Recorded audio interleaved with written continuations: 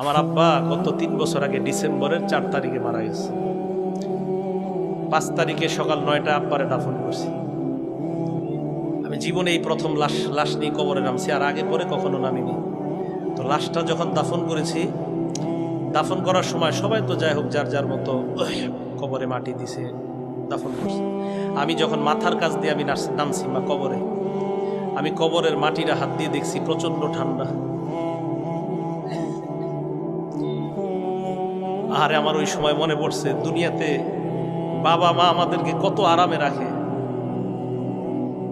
আপনারা এখানে যারা শীতের কাপড় পরে বসে আছেন, আপনার বাবা আপনার মা আপনার শীতের অবস্থায় কোনোদিন দেখতে চায় না। ওই মুহূর্তে আমার মনে পড়ছে, আরে দুনিয়ায় কত আরামে রাখলেন, আজকে 3টা পাতলা কাপড়ে আপনারা এইভাবে রেখে গেলাম ঠান্ডা মাটির নিচে। ঠিক আমি আপনি প্রত্যেকে, আমি আপনি মারা গেলে এই এলাকাবাসী আজকে আমাদের সামনে তারাই আমাকে আপনাকে রেখে আসে। এটাই চূড়ান্ত বাস্তবতা, এটাই সত্য।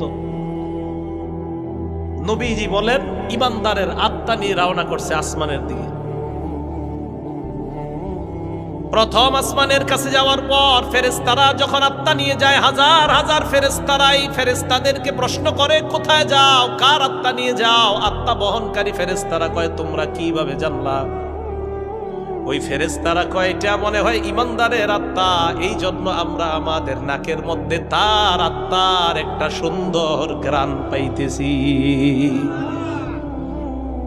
ফেরেশতারা কি কয় জানেন? কয় এমন সুন্দর ঘ্রাণ আমরা আমাদের জীবনে কখনো পাই না। ইমানদারের আত্মা থেকে যেই সুন্দর ঘ্রাণ বের হয়, আর এলাকায় আপনি অনেক গরিব মানুষ, কিন্তু যদি পাকা ইমানদার হতে পারেন, আপনার আত্মা থেকে এমন ঘ্রাণ বের হবে যেই ঘ্রাণ দুনিয়ার আর কোথাও থেকে বের হয় না।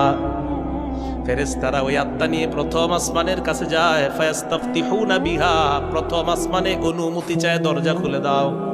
প্রথম আসমানের দরজা খুলে দেওয়ার পর প্রথম আসমানে যায়। হাদিসের মধ্যে আল্লাহর নবী বলেন যতজন ফেরেশতাদের সামনে দিয়ে যায়, সব ফেরেশতারা ইমানদারের আত্মা স্বাগত জানাইতে জানাইতে সামনের দিকে পাঠায়া দেয়।